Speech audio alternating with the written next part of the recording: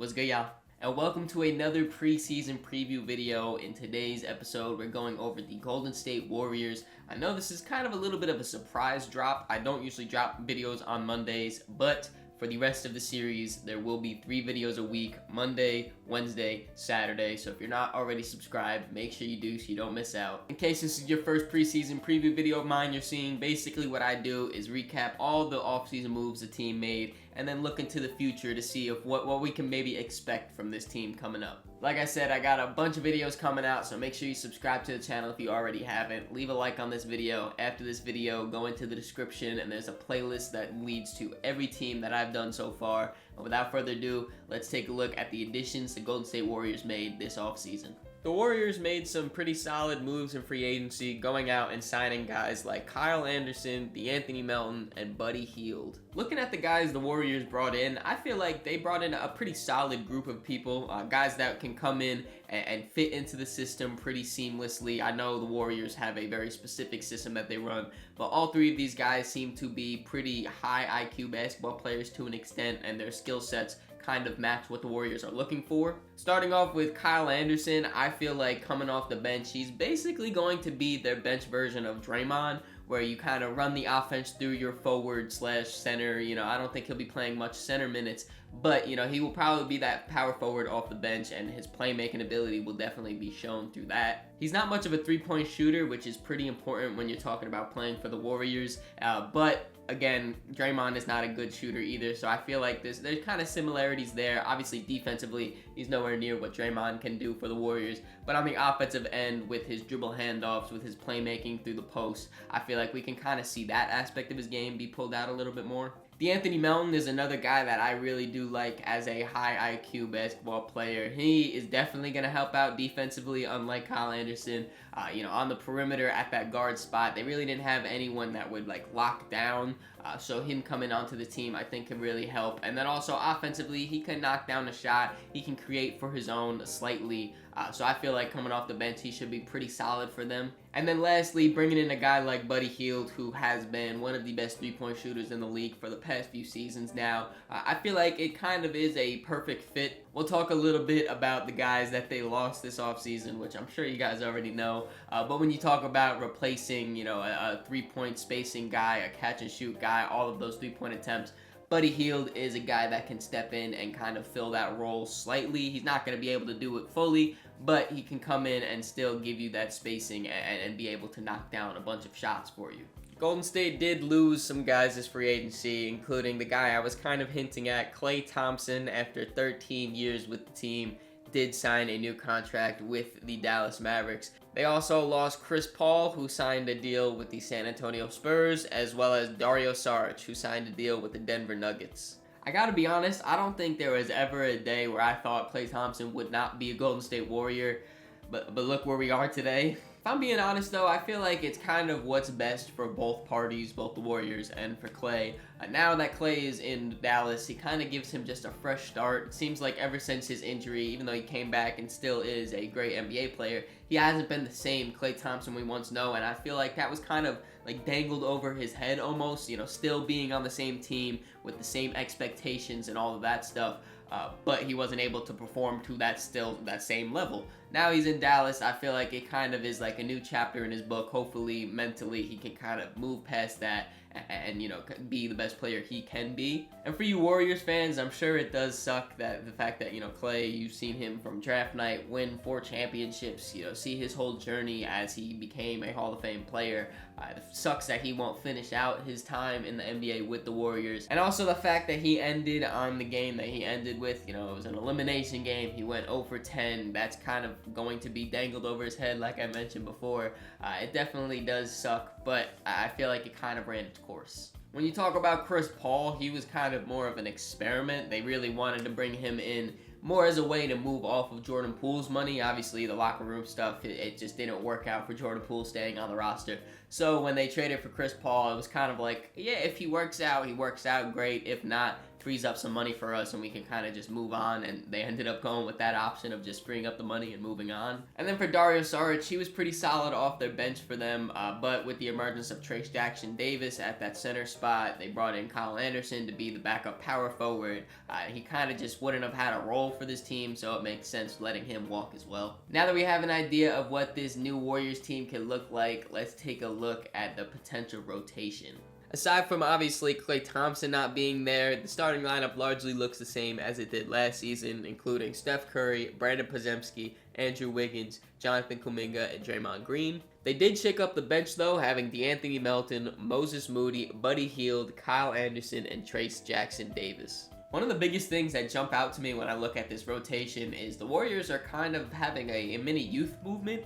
Guys like Brandon Podziemski, Moses Moody, Jonathan Kuminga, Trace Jackson Davis, they all seem to have solidified roles coming into the season. Obviously, Brandon Podziemski had a great rookie season last year. Now he's penciled in to be the starter to replace Klay Thompson, and they were really adamant about not including him in trades for Lauri Markkanen. It shows that they still, they value him a lot. I saw some reports saying that the Warriors want him to take 8 to 10 threes a game. I don't know how much I would want that to happen, but overall, Brandon, obviously, they have a big, greater idea for him in the front office and for this team. So, I think it's cool that he's going to be able to start, and I think he will be productive for them. Obviously, Jonathan Kuminga last season, he was, not really happy with his role and requested a trade to get playing time. Once he got playing time, he looked really, really good though, so now he's going to be able to start now and have more of an opportunity offensively now that Klay Thompson is not there. More shots will open up for him as well. And then off the bench, Trace Jackson Davis, he had a great rookie season last year. I'm sure they're going to lean more on him. He kind of took away Kevon Looney's minutes last season with how great he was playing. He gives them a different look at the center position, being athletic, being that lob threat. And then Moses Moody, for pretty much his whole career, his role has been a little bit weird for the Warriors, if you ask me. He'll play a few games, then he'll sit a few games. He'll play in the playoffs, and then he'll just not be playing the next game. It doesn't really make sense to me, but it seems like they will have to kind of lean onto him a little bit to run that bench unit. Besides maybe an emergence from some of their young guys, it seems like this team is going to heavily, and I want to stress, heavily rely on Steph Curry and Draymond Green. Obviously, we all just saw Steph Curry have a absolutely incredible Olympics run, and not even just run, but more specifically the last 2 games against Serbia and then against France. This man went nuclear. I have no words to describe what it was like watching Steph Curry just shoot heat check after heat check after heat check and make shot after shot after shot. And I feel like it's going to be very bittersweet now seeing him go back to Golden State, where obviously he doesn't have the talent that he was having with Team USA. Defenses are going to be able to hone in on him more. He's still going to be able to produce, I'm sure, but it's going to be very straining on him. Obviously, he hasn't shown any signs of aging just yet. He still is one of the best players in the NBA, and I'm sure he's ready for the challenge to try to just carry this Warriors team a little bit more than what he's used to. And then, of course, the other guy I mentioned that they will be leaning on a lot is Draymond Green. He has shown some signs of aging. I don't think it's a hot take to say that Draymond is not the player he once was, but where he hasn't regressed is his basketball mind. Offensively and defensively, he is such a high IQ player. Arguably, I think that's his biggest strength is his IQ, and the Warriors really lean into that, having him be the leader of their defense and run a lot of sets through him on offense, and I'm sure it's going to be just as much this season as well, really leaning into him. Whether it's calling out a defensive set and communicating on the back line while being a rim protector, help defender, or on offense where they're playing through him, playmaking out the post, dribble handoffs, or screening, whatever it is, Draymond Green is in a lot of the Warriors' actions on both ends of the court, and he's going to have to keep that up. The most intriguing player, I guess I'll say, for me is Andrew Wiggins, though. I'm really, really interested to see what we get from Andrew Wiggins. 2 years ago where they won the championship, he was an all-star starter, was shooting the ball great, one of the best defenders in the league on the perimeter. He was really, hooping. He was playing the best basketball of his career. Then the year after that, he was dealing with a bunch of off-the-court stuff with his family, and, when he was on the court, he didn't really look like himself, barely played. We'll scrap that season. Then coming into this season, I guess we all kind of were expecting him to bounce back a little bit. It really wasn't any bounce back. He was healthy and he played more games, but he still didn't really look like himself. He didn't really look like the player that we saw when they won the championship. If he's able to kind of find that medium, I don't expect him to be an all-star or an all-star starter, nothing like that. But if he could be better than what he was the last 2 seasons, because it's been damn near unplayable, and the Warriors are really going to need to rely on him a lot on that perimeter and on that wing. He could just get that three-point shooting back up to around like 37-38%. The defense be, more engaged on that side of the ball. He'll be solid. That's all we really need, Andrew. Now that we have an idea of what the Warriors look like, let's take a look at one of their strengths. I've alluded to the Warriors system a few times in this video already, and a big part of that system is playmaking, and the Warriors have a decent amount of solid playmakers. On their roster, they will have 5 players that averaged over 3 assists per game last year. The bread and butter of the Warriors offense is making that extra pass and making the defense collapse, making the read, and then, get your open shot. Whether it's in the pick and roll where they create the advantage for themselves, they just blow by their defender, a cut, whatever it is, they try to get as close to the rim as possible, draw in the defense, make the pass, and then it's just extra pass, open shot, knockdown.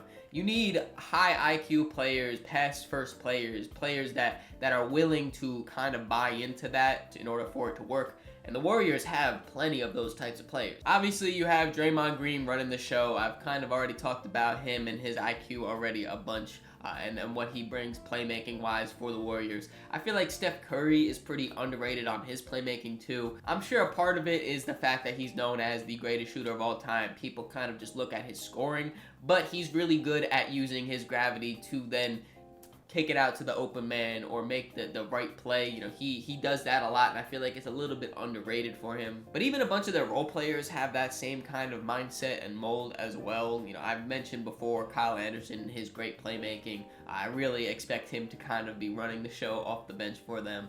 Then guys like Podziemski and Moses Moody and DeAnthony Melton, they have a bunch of very willing passers, very high IQ guys that I think are going to be able to fit into the offense perfectly and be able to just have that swing, find the open man type of mentality. No team is perfect though, so let's take a look at the Warriors' biggest weakness. Here I have all of the Warriors' rotational players listed from tallest to shortest. As you can see, the tallest guy in their rotation are Trayce Jackson-Davis and Kyle Anderson, both 6'9". I don't know about you guys, but that sounds pretty small in NBA terms. So I know I only listed their rotational players on that graphic, but even when you look down their whole roster, the tallest player is still only 6'9". Kevon Looney, he's not on there. He's still only 6'9". So that really means that even if they were having a horrible game, just getting pounded on the glass, beaten up by the opposing big, they wouldn't even have the option to put a 7-footer out there, or even a guy that's 6'11", 6'10". They wouldn't have that option. I feel like that's a big issue, especially when you talk about most of the top teams out west having loads of size. When you talk about OKC, they can run a double 7-footer lineup with Chet and Isaiah Hartenstein. Another team that can run a double 7-footer lineup is the Minnesota Timberwolves with Cat and Rudy Gobert. Beyond that, though, you have teams like the Denver Nuggets, who have a true 7-footer in Nikola Jokic, and then Aaron Gordon, who's a true power forward, really big, solid body at like 6'8", 6'9". Then even like the tier below that, teams like Memphis with Jaren Jackson Jr. and Zach Edey, or the Lakers with Anthony Davis and LeBron. My point is, I can go on and on and on. There are loads of teams out west with great size, especially in their front court, and the Warriors that's arguably their biggest weakness. I mean, not even arguably, that's what I'm talking about. Their biggest weakness is their front court size, and some of the biggest strengths of the top Western teams is their front court size. Like, Trayce Jackson-Davis has solid size for a center. Being 6'9", that's not undersized, I wouldn't say, but it's kind of like teetering. It's definitely on the lower end of like regular average size for a center, I would say. Draymond Green being their main center at 6'6", that is undersized. I know he plays way bigger than 6'6", and he's, been basically a center for a few years now and has done great at it. But like I said, still, when you match him up against a guy like Zach Edey, what do you really expect him to do? Like, respectfully, what do you expect him to do?